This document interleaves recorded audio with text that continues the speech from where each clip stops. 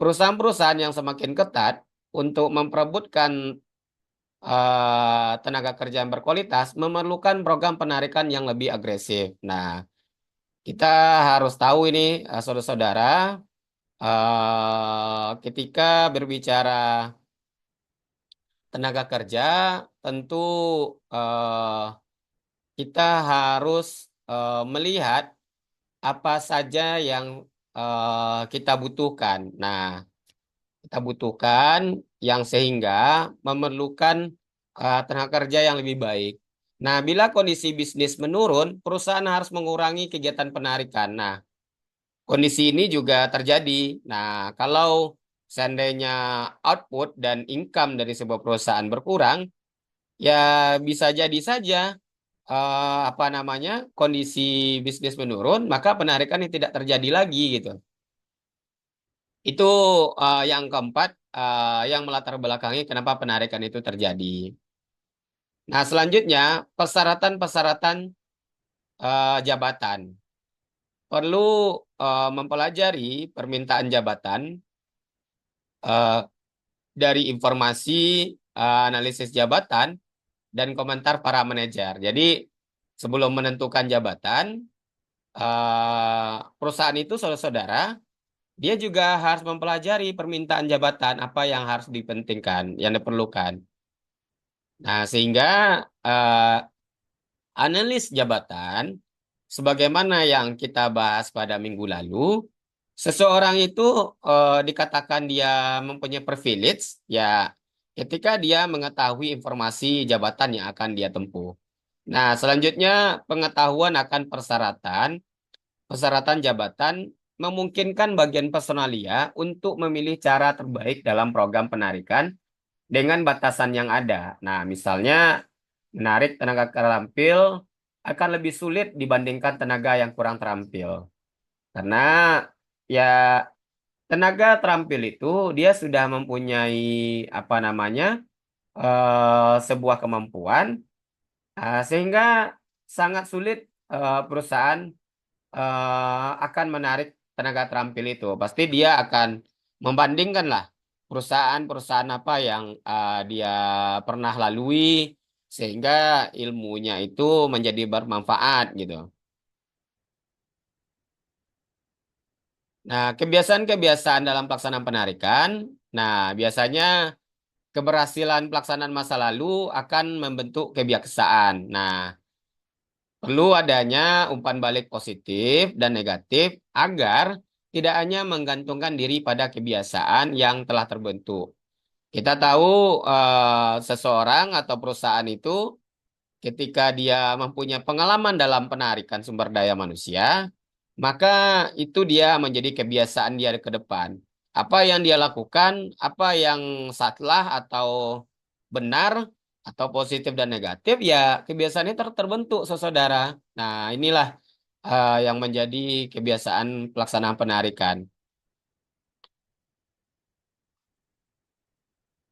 Nah, adapun saluran-saluran penarikan, nah jika saudara ada yang bertanya, nanti silakan ditulis di kolom komentar kita apa yang menjadi pertanyaan saudara. Nah, sehingga itu bisa kita bahas secara bersama.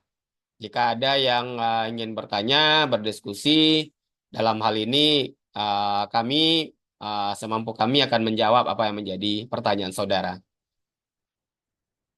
Nah, saluran penarikan dalam sumber daya manusia.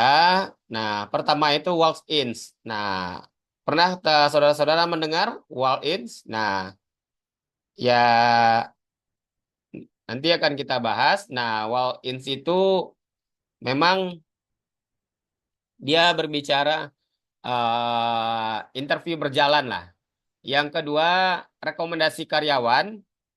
Yang ketiga, pengiklanan. Yang keempat, agen penempatan tenaga kerja. Nah, ini biasanya terjadi pada agen-agen penyalur tenaga kerja. Kalau agen penyalur tenaga kerja, banyak perusahaan-perusahaan ini yang memakai agen penyalur tenaga kerja. Biasanya terjadi pada cleaning service, security, nah lembaga pendidikan. Nah, lembaga pendidikan itu ya semacam universitas, saudara-saudara. universitas, sekolah. Nah, itu juga juga punya saluran-saluran penarikan. Yang keenam adalah organisasi karyawan. Nah, biasanya ini organisasi karyawan ini semacam serikat buruh. Nah, Serikat Pekerja Seluruh Indonesia (SPSI). Tapi bukan serikat-serikat yang abal-abal ya.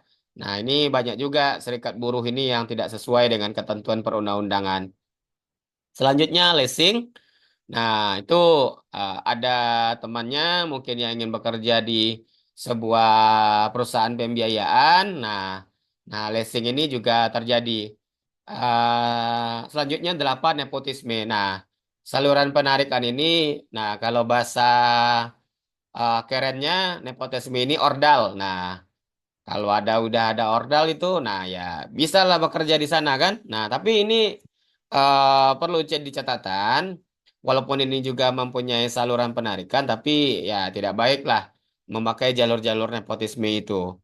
Nah, selanjutnya asosiasi profesional, yang memang asosiasi profesional ini semacam perusahaan-perusahaan yang dia mempunyai asosiasi uh, Apindo, Asosiasi Pengusaha Indonesia. Nah, nah itu juga bisa merekrut saluran penarikan tenaga kerja. Yang 10, operasi-operasi militer. Nah, biasanya operasi militer ini terjadi ketika penarikan sumber daya manusia, ketika adanya persoalan-persoalan yang memang memerlukan penambahan pasukan. Nah, open house. Nah, ini open house ya langsung misalnya ke perusahaan tersebut. Nah, itu kira-kira saudara-saudara. Nah, kita akan jelaskan satu persatu. Nanti jika memang saya pikir saudara sudah mengetahui secara gamblang lah saluran-saluran ini mana saja yang menjadi saluran-saluran penarikan sumber daya manusia. Nah, walk-ins. Nah, walk-in ini sering kita dengar yang mana dia berbicara eh, datang sendiri lah. Nah, awal interview gitu. Nah, biasanya kita bawa lamaran ke mereka. Nah, ke perusahaan dengan bawa lamaran tersebut, maka tempatnya sudah disediakan. Nah, lamaran ini disimpan dalam satu file sampai ada lowongan pekerjaan, sampai lamaran ini nyata tidak valid lagi. Nah, jadi saudara banyak di antara kita memang wall interview ini juga menjanjikan karena memang dia datang ke perusahaan ketika perusahaan itu membutuhkan secara langsung. Nah, kita bawa lamarannya. Nah, yang kedua rekomendasi karyawan ya tadi kita sudah sampaikan saudara, memang rekomendasi karyawan ini cenderung terjadi di sebuah perusahaan-perusahaan yang bersifat privat. Karena memang dia atau belum TBK lah.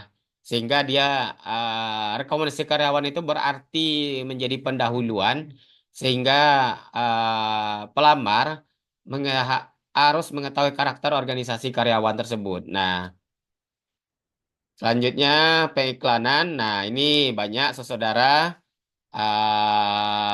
cara-cara penarikan SDM ini, saluran-salurannya. Dia memberikan iklan di media cetak atau di media sosial.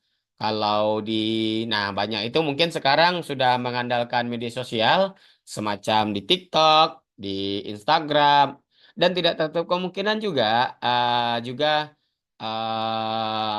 dia nah pada prinsipnya dia itu adalah dua jenis pengiklanan, yaitu wine ad dan blind ad. Nah, blind ad ini kalau wine ad itu kita melihat ini saudara di mana diiklankan baik di media sosial, di koran, nah maupun blind ad yang para pelamar diminta mengirim lamaran ke PO Box dan nomor tertentu. Nah, ini dia memakai tidak tahu di mana kantor perusahaannya sehingga si pelamar hanya mengirimkan melalui PO Box. Nah, ini saya pikir sekarang ya masih ada juga perusahaan-perusahaan yang memang si pelamar tidak perlu tahu di mana kantornya gitu.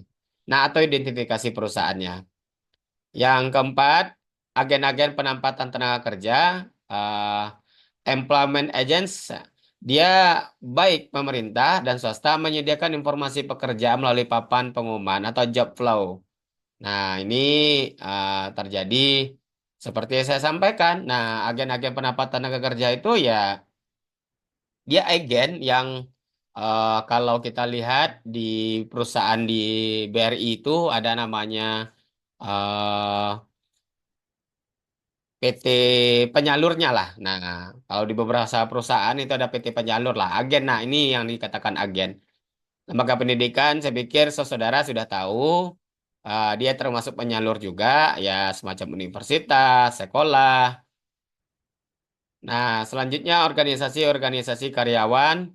Nah, perusahaan ini, nah juga adalah semacam serikat buruh. Nah, jadi serikat buruh itu juga pernah membuka lowongan pekerjaan. Nah, artinya melakukan penarik pekerjaan.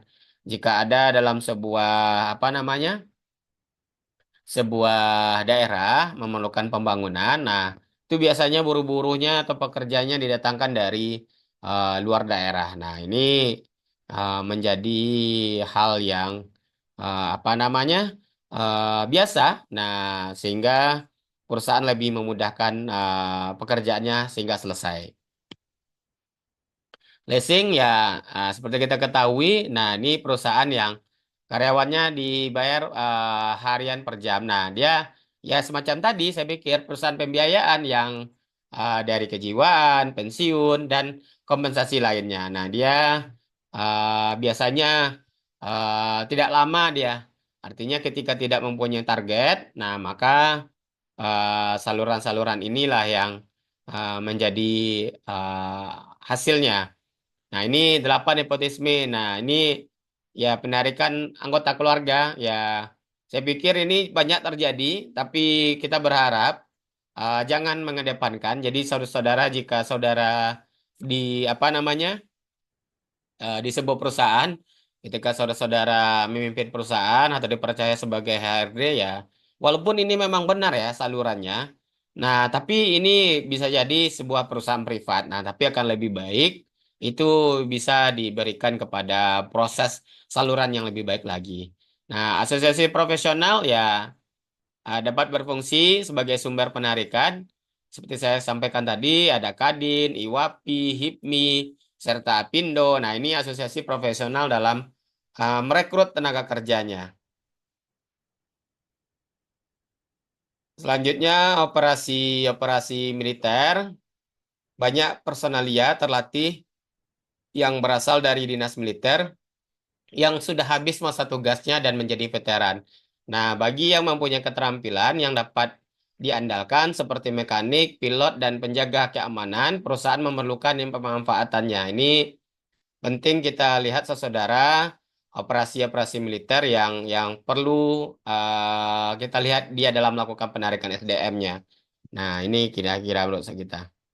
Open house, orang-orang di sekitar perusahaan yang diundang untuk mengunjungi, melihat fasilitas-fasilitas perusahaan, memperoleh penjelasan, diharapkan tertarik untuk bekerja di perusahaan.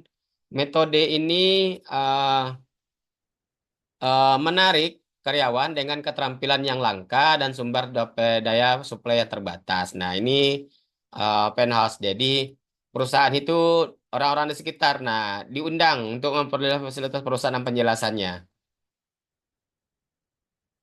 Nah, selanjutnya kita berbicara evaluasi penarikan. Nah, memang dalam penarikan tentu ada juga yang perlu dievaluasi sehingga kriteria yang digunakan untuk proses penarikan itu bisa terjadi. Nah, adapun evaluasinya yaitu jumlah pelamar, jumlah usul tentang pelamar yang diajukan untuk diterima, indikator kualitas para pelamar yang lebih baik, jumlah penerimaan atau pelamar yang diterima sebagai petunjuk yang lebih jelas, jumlah penempatan karyawan yang berhasil uji program, serta evaluasi program penarikan yang mempertimbangkan akhirnya jumlah penempatan yang berhasil.